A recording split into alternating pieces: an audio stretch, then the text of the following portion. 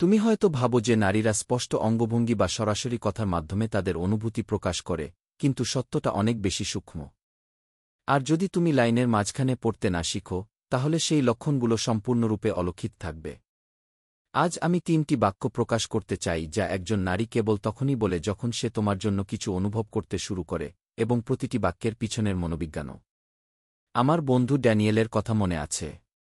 সে ভেবেছিল যে সে যে মহিলার সাথে কথা বলছিল সে কেবল ভালো ছিল, কিন্তু যখন আমি তার কথা শুনেছিলাম, তখনই আমি বুঝতে পারলাম যে এর মধ্যে আরও কিছু আছে। ড্যানিয়েল এটা বুঝতে পারেনি কারণ, তার নিজের ভাষায়, সে আমাকে কখনো বলেনি যে সে আমাকে পছন্দ করে কি, এবং এটাই মূল কথা। মহিলারা খুব কমই সরাসরি এটি প্রকাশ করে, তারা দৈনন্দিন কথোপকথনে ছোট ছোট ইঙ্গিত লুকিয়ে রাখতে পছন্দ করে। প্রথমটি হল, আমার মনে হয় আমি তোমাকে যেকোনো কিছু বলতে পারি গি। এটা সহজ দয়া বলে মনে হতে পারে, কিন্তু এটি আসলে মানসিক আস্থার লক্ষণ। নারী মনোবিজ্ঞানে মানসিক সংযোগ প্রায়শই শারীরিক আকাঙ্ক্ষার আগে থাকে। যদি সে তোমার সাথে তার ভয়, তার অতীত বা এমনকি বিব্রতকর পরিস্থিতি সম্পর্কে কথা বলে, তাহলে সে তোমাকে তার জীবনের সবচেয়ে সুরক্ষিত অংশে প্রবেশাধিকার দিচ্ছে। দ্বিতীয়, আমি চাই আরও পুরুষ তোমার মতো হোক ঘে। প্রথম নজরে এটি প্রশংসার মতো শোনাচ্ছে, কিন্তু গভীরভাবে এটি একটি তুলনা। সে ইঙ্গিত দিচ্ছে যে তুমি অন্যদের থেকে আলাদা, তুমি এমন কিছু করেছ যা অন্যরা করেনি, হয়তো তুমি তার কথা শুনেছ, তাকে বুঝতে পেরেছ, অথবা তার সীমানাকে সম্মান করেছ। স্টোইক দৃষ্টিকোণ থেকে অহংকার নিয়ে সাড়া দিও না। শান্ত থাকো। সত্যিকারের আকর্ষণ অভ্যন্তরীণ স্থিতিশীলতা থেকে উদ্ভূত হয়, অনুমোদনের প্রয়োজন থেকে নয়। এবং তৃতীয়, তুমি যা বলেছ তা নিয়ে আমি ভাবছিলাম ঘে। একেবারে উপেক্ষা করা সহজ, কিন্তু অত্যন্ত প্রকাশক। এর অর্থ হল তুমি যখন সেখানে থাকো না তখনও তোমার কথা তার মনে থাকে।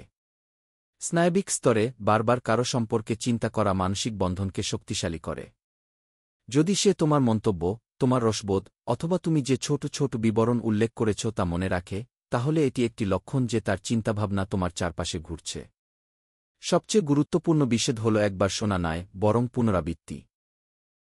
যদি সে এই বাক্যাংশগুলির মধ্যে একটির উল্লেখ করে, তাহলে মনোযোগ দাও। যদি সে 3টিই বলে, তাহলে এটি কোনো কাকতালীয় ঘটনা নয়, এটি সংযোগ।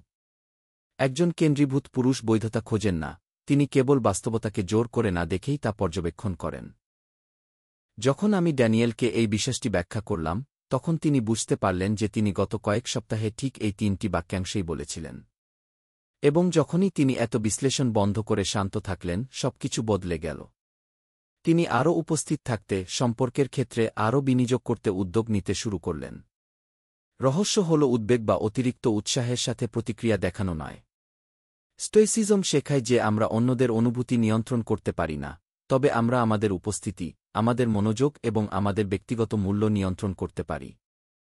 তাই মনে রাখবেন, যখন একজন মহিলা আপনাকে বলেন যে তিনি আপনাকে যেকোনো কিছু বলতে পারেন, তিনি চান যে আরও পুরুষ আপনার মতো হোক, অথবা তিনি আপনার কথা নিয়ে ভাবছেন, তখন এটিকে ছোটখাটো কথা বলে উড়িয়ে দেবেন না।